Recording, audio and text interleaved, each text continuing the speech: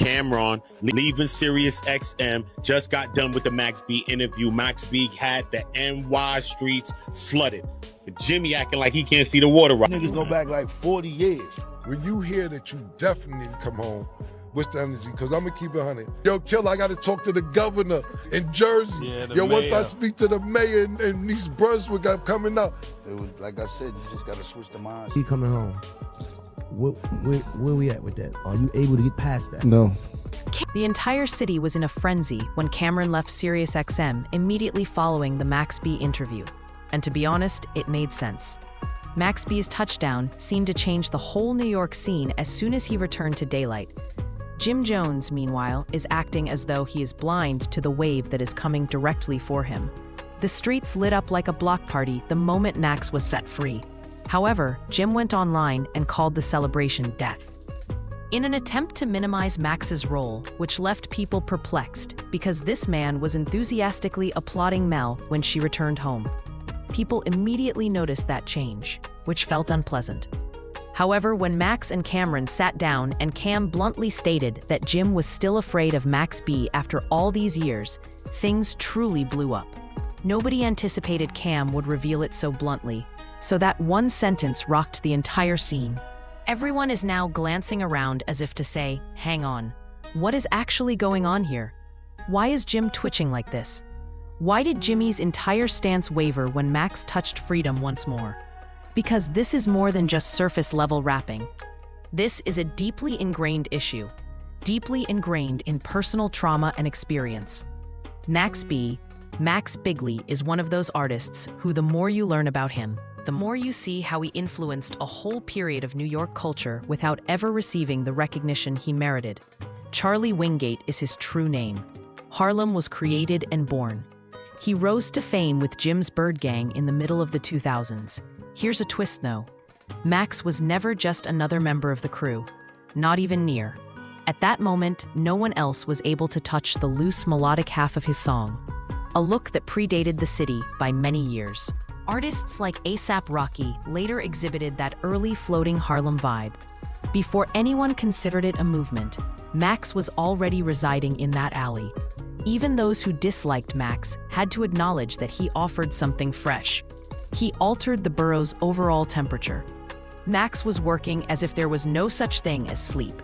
The tapes keep dropping. The Wave Project with French Montana, the public domain series $1 Million Baby. Everybody turned into a cult favorite. There is only a cult following, no radio, no label push. Rappers were silently observing him. However, things took a turn for the worse when 2006 arrived. Max's life was completely turned upside down when he was caught in a robbery, just as he was gaining significant momentum. And the evening unfolded like a catastrophic scene from a film.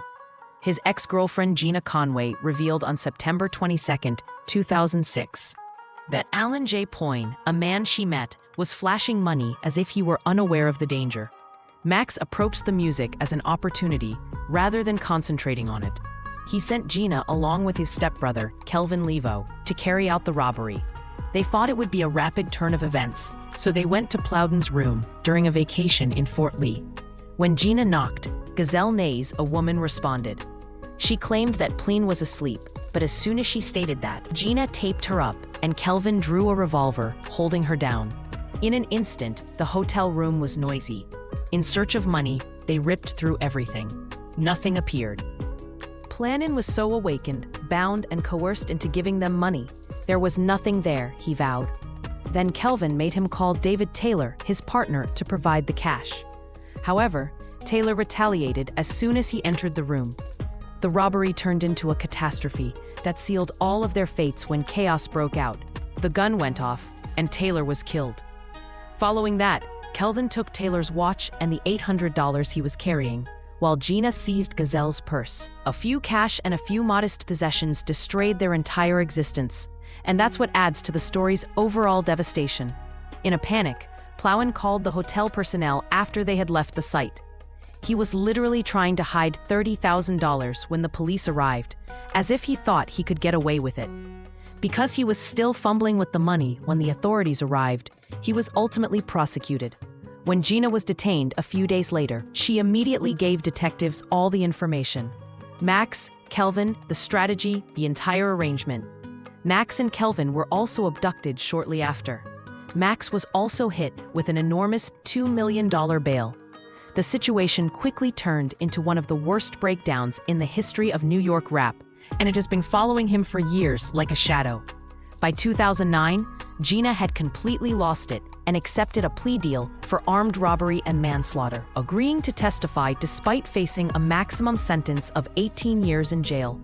The trial for Max and Kelvin then formally began in May of that same year. And by June 9, 2009, 9 out of 11 accusations, including criminal murder, had been brought against them. Max received an astounding 75-year term, while Kelvin received a life sentence plus an additional 35 years. And Gina received a 15-year prison sentence the very next day. Max attempted to turn it over. However, his appeal was rejected in August 2012, solidifying that lengthy 75-year stretch, at least temporarily. However, Max BS's conviction was overturned in 2016 when it was discovered that his initial lawyer had a significant conflict of interest. This completely changed the story. Max even declared, "I would never work with that cornball." And folks were astonished by that one line. Max's life was drastically changed when the case was re-examined and his sentence was lowered to 20 years after he entered a guilty plea to aggravated manslaughter. After nearly 16 years in prison, Max finally returned to the world in November. French Montana was among the hefty friends, relatives, and day ones that his people brought up. "Can't make this up," French said, alongside a video of Max entering those gates. "On my birthday, my brother actually returned home. You're no longer free, MLA." Everyone knew the wave was rolling back and getting stronger, so the clip went viral right away. However, we now have to go right to the messy part: the conflict between Jim Jones and Max B. Max wasn't just a background voice when he initially joined Bird Gang in the Dipset movement. He was creating hooks, crafting verses, and laying important foundations, and some even assert that he contributed to successful records like We Fly High. During that time, his fingerprints were all over the place. Max was creative. The sound was shaped by built hooks when Jim left with the checks. Max, on the other hand, was receiving crumbs and occasionally only made a few $100s after events where Jim made large sums of money. It was completely unmatched by the amount of energy Max was bringing in. Furthermore, the money wasn't the only factor. There was also a lack of respect. Max claimed that despite managing a significant portion of the creative work behind the scenes, Jim never treated him as an equal. Max eventually made the decision to leave Bird Gang completely as a result of the growing disrespect. Following his breakup, he connected with French Montana, and the two of them began releasing songs that made it obvious who was responsible for what. Nor were they subtle. Every project, every recording, and every verse was direct and loud. Jim returned with his story, claiming that he was simply following his mentor's advice, and that he had never attempted to steal Max's money. However, Jim simply overlooked the fact that he did not freely return Max's publishing. Jim was compelled to give it up by the court after Max had to file a lawsuit. That action by itself was more powerful than any interview. Camron even joined in on the matter, revealing that Jim had a habit of attempting to exert authority over others and claiming credit for work that wasn't really his own. Cam acknowledged that he didn't see the opportunity to sign Max before Bird Gang. Everything changed when Jim swooped in. Over the years, Max and Cam maintained their composure in spite of everything. Max then sat down for an interview with Can and Maze after getting released. Jim wasn't even brought up in the wild portion. All of their attention was on Harlem, Max's imprisonment, and his future goals. Jim was unable to remain silent despite the affection and respect Max received upon returning home. Rather than allowing it to be a happy occasion, he leapt online, making disparaging remarks, demeaning the festivities, and attempting to mock Max as though he wasn't a significant contributor to Dip's legacy. Even though he was unaware of it, that response conveyed everything because deep down, Max's freedom rekindled all the conversations Jim had been avoiding for years. What was written by whom? Who created the wave? Who created the sound? Max took a step back and brought everything back into focus. Jim is aware of it as well. During his meeting with Cam and Mace, Max, however, didn't fire a single shot. He maintained his concentration while discussing his development, objectives, and future. No diss track could ever compare to the impact of that quiet. As soon as fans noticed, they pulled up previous interviews, credits, and receipts, demonstrating to the internet how much Max actually contributed to the sound Jim utilized to establish his reputation. The tension is currently located there. Jim appears to be caught in the same old pattern, whereas Max is leveling up, both reactive and defensive. Then Camron said something that sent shockwaves around the internet. Jim continues to be afraid of Max B. He said it calmly, clearly, and confidently, even after all these years, and he didn't laugh about it. Instantly, the video went viral. Every past instance where Jim avoided questioning or dismissed Max's name began to be uncovered. Fans were told exactly what transpired by history, which was speaking loudly. Jim wasn't prepared for one of his crew members to surpass him when Max was first shining.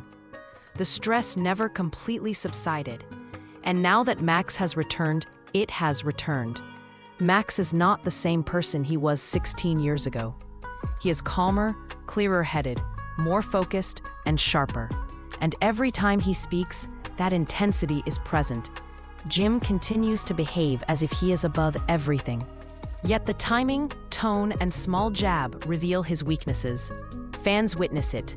Max's freedom pushes the actual conversation back into the spotlight. What was actually created by whom? Who was worthy of praise? Who was prevented? It hurts even more when someone like Camron, who witnessed it all, claims that Jim has been anxious about Max's name for years. Max isn't creating any drama. The rune is changed just by his presence.